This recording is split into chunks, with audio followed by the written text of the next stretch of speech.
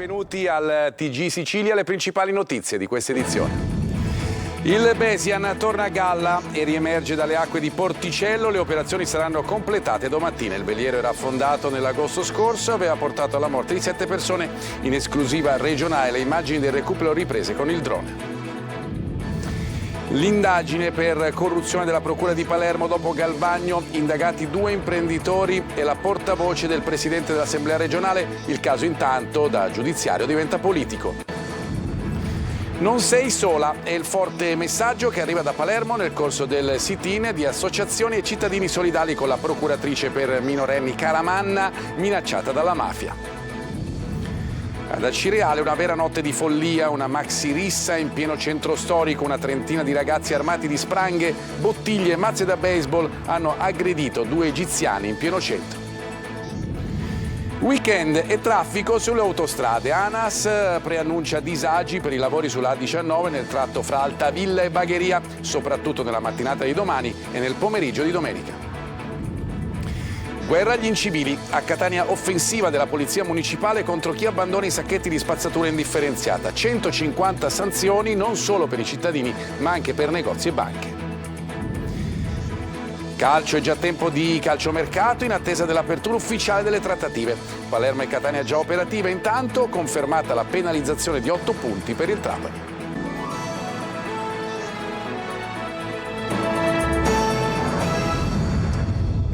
Bentrovati. Il Besian dunque è riemerso nel primo pomeriggio dalle acque di Porticello, dove era affondato ad agosto dello scorso anno, nella tragedia che ha portato alla morte di 7 persone. Nella mattinata di domani saranno completate le operazioni. Nel servizio di Maglio Viola anche le immagini del recupero riprese dal drone. Torna a vedere la luce lo scafo del Besian, il veliero dall'albero più alto del mondo, affondato a Porticello nel Palermitano il 19 agosto dello scorso anno. L'imbarcazione è tornata a galla nel pomeriggio, ma solo provvisoriamente. A tenerla era la grande gru della Ebolife 10, mentre la piattaforma marina a fianco, la Ebolife 2, lavorava all'imbragatura di sicurezza dello scafo. Negli ultimi 3 giorni lo scafo è stato sollevato in posizione verticale, consentendo l'accesso al lato di dritta precedentemente inaccessibile sul fondo. Poi è stato costantemente tenuto da 8 cinghie di sollevamento in acciaio mentre si procedeva ad imbracarlo con altre cinghie. Il sollevamento completo dello scafo da 56 metri da parte della Ebolife 10 è previsto per domattina, con l'acqua di mare pompata fuori dallo scafo mentre viene delicatamente portato in superficie, fanno sapere dalla TMC Marine, la società che sta coordinando le operazioni di recupero. In presenza di condizioni favorevoli, l'Ebolife 10 partirà dal cantiere nel corso della giornata di domenica verso il porto di Termini Imerese. Lì, dopo l'attracco, il Besian verrà sollevato sul lato sinistro della gru, alloggiato nella struttura di acciaio appositamente realizzata e attualmente attesa in banchina per lunedì. Resta sul fondo per il momento il grande albero da 72 metri che è stato tagliato mentre la nave si trovava sul fondale a 50 metri di profondità. Un'operazione costata la vita a un palombaro olandese di 39 anni. Una vicenda che ha fatto parlare di maledizione del Besian e per effetto della quale sono adesso 2 le inchieste della Procura di Termini Imerese legate proprio a quell'imbarcazione. La giudiziaria adesso, andiamo a Palermo, si allarga l'inchiesta sull'uso dei fondi dell'Assemblea regionale che vede indagato per corruzione il presidente Galvagno. Il caso, come succede spesso, diventa anche politico. Maglio Viola. Sembra destinata ad allargarsi l'inchiesta per corruzione della Procura di Palermo che vede fra gli indagati il presidente dell'Ars Gaetano Galvagno, dopo le notizie riguardanti i presunti incarichi conferiti da 2 imprenditori ai collaboratori di Galvagno e considerati parte di un accordo corruttivo dopo 2 contributi rilasciati proprio nei confronti degli stessi imprenditori. Arrivano altri benefit. Nelle contestazioni fatte al presidente dell'Ars ci sarebbero autovetture offerte in affitto gratuitamente, biglietti per concerti ed eventi ed altre utilità. Tutti semplici gesti di cortesia senza nulla in cambio, dice Galvagno nell'interrogatorio che lui stesso ha chiesto, ma indagati ci sono anche i 2 imprenditori oltre ai suoi collaboratori. In quell'interrogatorio poi sarebbero emerse anche alcune intercettazioni che non riguardano solo politici ma anche la sua più stretta collaboratrice, la portavoce Sabrina De Capitani, tanto che su alcuni passaggi Galvagno dice che chiederà proprio alla De Capitani e in generale ai suoi collaboratori spiegazioni. Ma la novità vera è un'altra, visto che di questa inchiesta si sa veramente poco. Tutto sembra partire da un'altra indagine, quella che ha portato allo scandalo sui fondi del turismo per le mostre a Cannes e sull'uso dei soldi per il progetto Sisili. Le intercettazioni partono da lì, ma poi portano altrove, fino ai fondi dell'Arsa, a 2 anni di enorme mancette e chissà dove altro. Un caso che dunque tende a diventare politico, visto che tutte queste indagini finiscono sempre per coinvolgere esponenti di Fratelli d'Italia, vicende che cominciano a infastidire lo Stato Maggiore del partito a livello nazionale, tanto che la solidarietà a Galvagno ieri è piovuta da ogni angolo della Sicilia, ma nessuna nota è arrivata da oltre lo stretto. Il processo adesso per scambio elettorale politico-mafioso, la nuova udienza al Tribunale di Trapani. Tra gli imputati l'ex senatore del PD Nino Papania, attualmente recluso al carcere Pagliarelli e che ha partecipato in videoconferenza. Sentiamo Laura Spanò.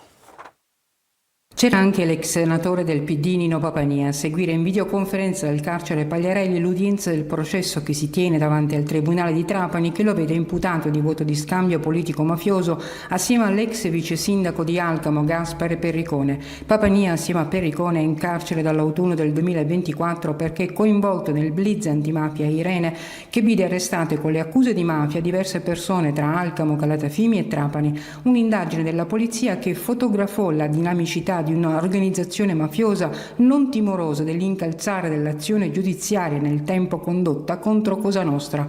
Oggi l'udienza è proseguita con la testimonianza di uno dei principali investigatori, il commissario dello SCO Mauro Riccitelli, che ha risposto alle domande del PM Padova, domande poste per evidenziare le dinamiche dell'associazione mafiosa che era dedita ad uno stretto controllo criminale del territorio. A Roma lo chiamavano il mondo di mezzo, dove la mafia si incontrava con la politica e i colletti bianchi. A Trapani alcune indagini su connessioni tra Cosa Nostra e borghesia indussero gli inquirenti che se ne occupavano a parlare di terra di mezzo, dove risiedeva e risiede ancora quell'area grigia fatta di soggetti pronti a dare manforte agli interessi mafiosi. L'indagine a Irena ha svelato una nuova identificazione letterale della consorteria mafiosa, mondo collaterale, e questa è la frase finita ascoltata durante le intercettazioni, e a pronunziarla sarebbe stato il personaggio più noto tra gli arrestati, l'ex senatore Nino Papania.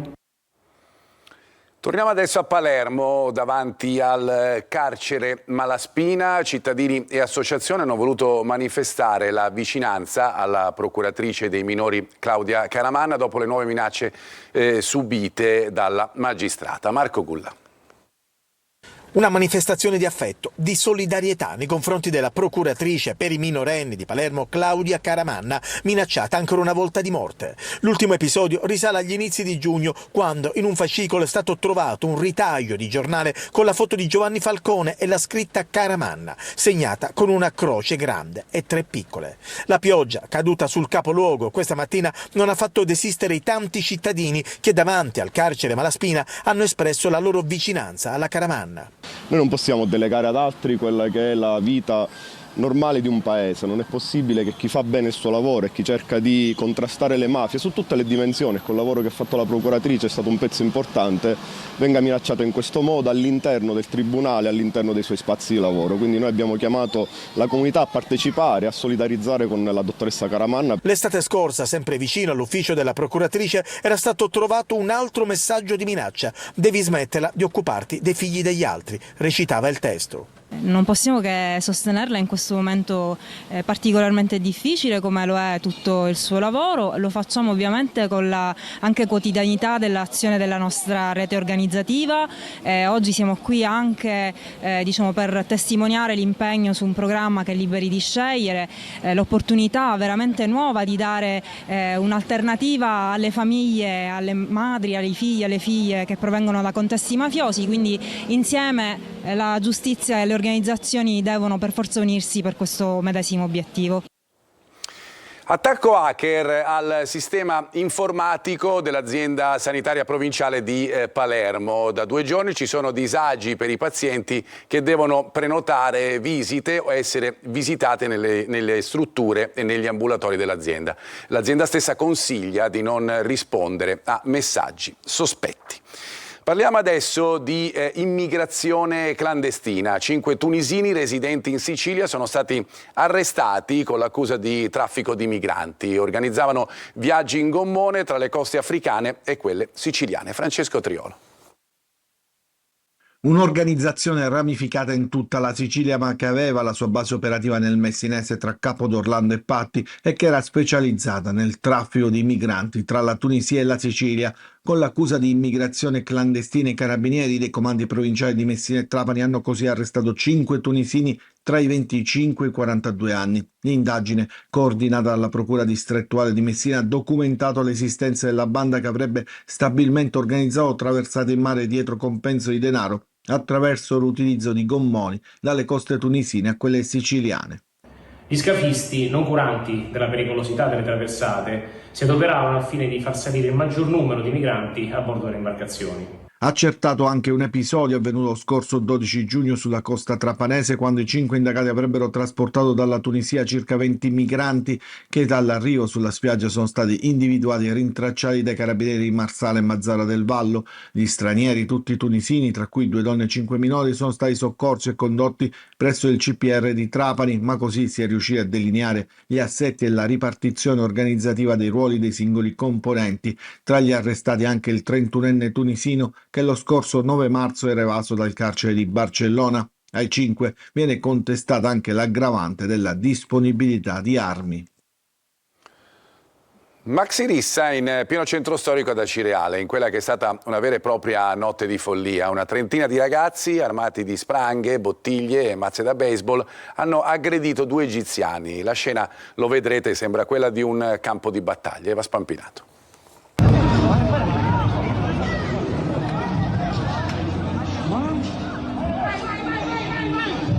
Le immagini dicono che siamo nel cuore del centro storico di Acireale, tra Piazza Duomo e Corso Umberto, ma la scena che commentiamo sembra quella di un film girato su un campo di battaglia.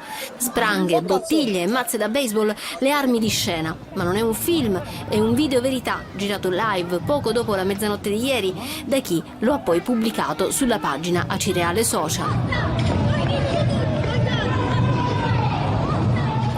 Una notte di follia di cui non si conoscono ancora i motivi. Si sa però che i ragazzi coinvolti nella maxi rissa erano 30 e se la sono presa con 2 ragazzi egiziani. Tutto davanti agli occhi di tanti clienti dei bar e dei ristoranti che in quelle ore affollavano i locali della Movida Cese. Proprio i clienti avrebbero evitato il peggio mettendosi in mezzo tra gli aggressori e le vittime. Secondo la polizia, che sta effettuando le indagini, l'aggressione non sarebbe avvenuta per motivi razziali, ma le indagini continuano per risalire ai motivi di così tanta violenza. L'ANAS informa che proseguono i lavori di messa in sicurezza lungo l'autostrada A19 Palermo-Catania nel tratto compreso tra Altavilla Milice e Bagheria, dove sono attivi cantieri per l'adeguamento delle barriere di protezione sia sui viadotti che sul corpo stradale. Restano così possibili disagi alla viabilità durante il fine settimana, fa sapere ancora ANAS, in particolare nella mattinata di domani per l'aumento dei flussi veicolari in uscita da Palermo in direzione delle vicine località di mare. Rallentamenti previsti anche dal primo pomeriggio di domenica. Le criticità maggiori sono attese a partire dalle 15 di domenica fino a tarda serata. Anche durante questo fine settimana l'ANAS metterà a disposizione personale aggiuntivo per fluidificare il traffico e assistere gli utenti. In autunno anche le strutture private specializzate in procreazione medicalmente assistita in Sicilia garantiranno le prestazioni in convenzione col sistema sanitario nazionale. Per questo sarà stanziato un budget di 3,5 milioni di euro, lo ha annunciato l'assessore regionale alla sanità Daniela Faraoni. Adesso parliamo della preoccupazione dei sindacati per il futuro occupazionale incerto di STM a Catania. Ha riunito il direttivo straordinario UGL per fronteggiare i venti di crisi. Tonino De Mana. Un direttivo straordinario dell'UGL per cercare risposte e rompere il muro del silenzio alzato anche dal Ministero. A Catania preoccupa il futuro di STM alle prese con 2.800 esuberi e con altre 2.200 unità a forte rischio, quanto basta per fare scattare l'ennesimo allarme sociale. Siamo molto preoccupati perché A fronte delle 2.800 unità in uscita che l'azienda ha dichiarato lo scorso 10 aprile durante la riunione che si è svolta al Ministero a Roma presso il MIMT, a queste ne sono state aggiunte altre 2.200 unità che ci sono state convocate, praticamente comunicate solamente attraverso comunicazioni stampa. Noi non abbiamo ricevuto alcuna convocazione, non c'è stato un tavolo ufficiale in cui questo numero ci è stato detto e soprattutto criteri e parametri su come questa scelta avverrà. Nonostante le attese, dal 10 aprile scorso nessuna convocazione è arrivata dal Ministero, lasciando lavoratori e sindacati in un clima di incertezza. Vediamo che i lavoratori all'interno di tutte le aree dello stabilimento, non solo all'interno delle unità produttive, sono in continua fibrillazione, fuga di notizie continue che non lasciano assolutamente sereni né loro né le loro famiglie. Noi dobbiamo fare in modo di rimanere compatti, dobbiamo sindacalmente serrare le fila come si dice e dobbiamo a tutti i costi avere un piano industriale che possa garantire sicuramente il sviluppo aziendale ma soprattutto la garanzia occupazionale. L'UGL sollecita anche l'intervento della Regione. Ancora Catania, lotta alle persone che abbandonano i rifiuti in strada, offensiva della Polizia Municipale contro gli incivili, 150 multe a cittadini, uffici, banche e negozi. Sentiamo. Un blitz in piena regola con decine di operatori della Polizia Municipale in Borghese per stanare gli incivili dei rifiuti. Catania dichiara guerra agli zozzoni che d'ora in poi dovranno tenere bene gli occhi bene aperti per non incorrere in pesanti sanzioni. 150 sono stati già beccati e dovranno pagare una multa di 333 euro. Non certo bruscolini. Nell'indifferenziato c'era di tutto e a cadere nella rete sono stati anche uffici e banche. E la cosa che ci ha più sorpreso, diverse uffici, banche, assicurazioni, che anche ai supermercati che in dispregio dell'ordinanza non effettuano la raccolta differenziata e su questo stiamo un po' svolgendo un'azione di controllo più puntuale.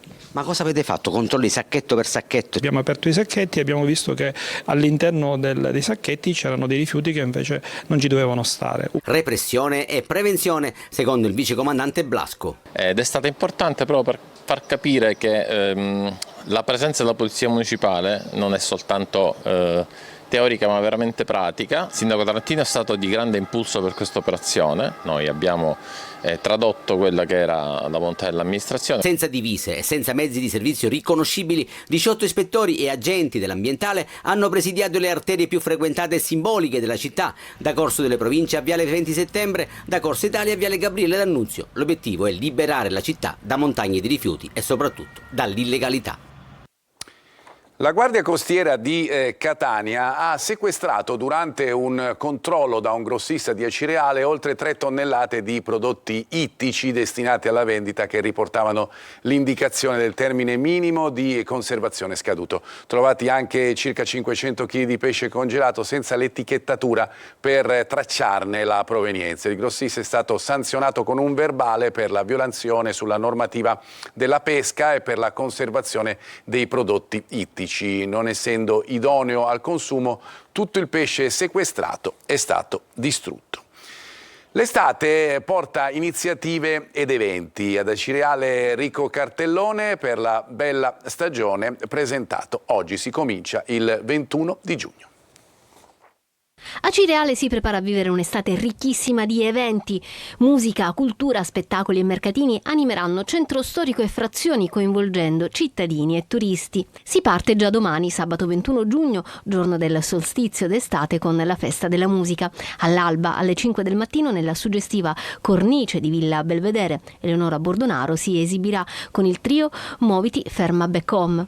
Ma non sarà l'unica. Si esibiranno gli Acoustic Vibes and Orchestra con musiche provenienti da tutto il mondo e lanceremo un messaggio di integrazione e di inclusività, soprattutto un messaggio di pace che poi si esalterà ancora di più il 30 di luglio con il concerto di Noah, cantante israeliana. E poi finiremo con Ron ancora lanciando un altro messaggio sociale importante. Nel weekend la Fondazione del Carnevale proporrà un'opera di arte effimera con l'associazione Coriandolata. Una 10 giorni ricca di carri non solo in cartapesta, non solo della città di Acireale, ma carri in cartapesta che arrivino da Viareggio, che arrivano da Putignano, che arrivano da Sciacca, insomma un incontro tra i carnevali di tutta Italia. E poi spazio anche alla cultura, tra gli ospiti Aldo Cazzullo che presenta il suo ultimo libro. Il cartellone è stato presentato oggi a Palazzo di Città alla presenza del sindaco Roberto Barbagallo e degli assessori del comune di Acireale.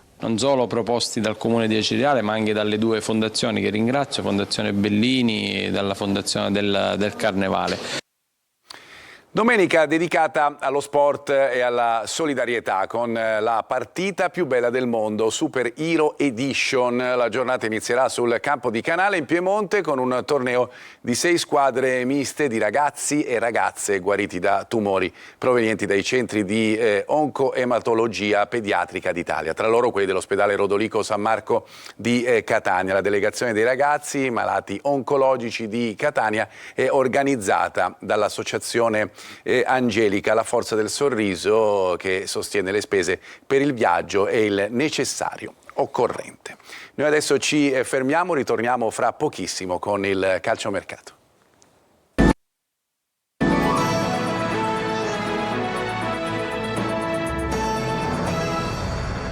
Seconda parte del nostro telegiornale, il calcio, il mercato che è alle porte con le squadre siciliane che stanno gettando le basi per definire gli organici. Il Palermo vuole chiudere alla svelta per Palumbo e Augello, il Catania invece lavora per rinforzare il centrocampo. Francesco Triolo. Sono 3 gli obiettivi che il Palermo segue sul mercato, confidando di metterli a disposizione del tecnico Filippo Inzaghi già dal ritiro in Valle d'Aosta. Il primo è quello del trequartista Antonio Palombo del Modena, la trattativa è in fase avanzata, quindi per la difesa attenzione a Tommaso Augello, sotto contratto con il Cagliari, con cui si discute anche di Nicolas Viola. Poi si proverà a riportare Rosanero Audero, rientrato per fine prestito dal Como. A Catania ha chiuso il capitolo legato alla riorganizzazione dirigenziale, adesso è il tempo di concentrarsi sulla squadra e sul calciomercato ed è quindi il momento del nuovo direttore sportivo Ivano Pastore, che sta cercando di mettere a segno quei colpi che Mimmo Toscano ha chiesto per rinforzare la rosa. Il dialogo aperto è quello col Padova, neopromosso in B, i nomi Lorenzo Crisedi, che 32enne, Nicolo Bianchi, 33 anni, che andrebbero ad occupare tasseti importanti nel centrocampo rossazzurro. Nomi questi che vanno ad aggiungersi a Barone dell'Ascoli, Capomaggio Russo del Cerignola, tutti sotto la lente del DS Etneo, che deve risolvere anche alcune situazioni. Dal Monte, Del Fabbri e De Paoli non saranno riscattati, in uscita ci sono De Rose e Sturaro, Cianci potrebbe essere riscattato dalla Ternana, su Cicerelli c'è l'Arezzo, su Montalto invece l'interesse di alcune società di Serie D. A Siracusa si attende il rientro previsto per lunedì prossimo del tecnico Marco Turati e il vertice con la società per stabilire le mosse sul mercato. Si lavora intanto al prolungamento del difensore argentino Sus. In casa Trapani oggi è una giornata importante perché era attesa la sentenza della Corte federale d'appello a sezioni unite che ha respinto il reclamo dei Granata, confermando la penalizzazione di 8 punti in classifica da scontare nella prossima stagione. La società era stata sanzionata lo scorso 29 maggio dal Tribunale Federale Nazionale per una serie di violazioni di natura amministrativa. Ci fermiamo ancora, un'altra piccola pausa per noi, ci ritroviamo fra poco.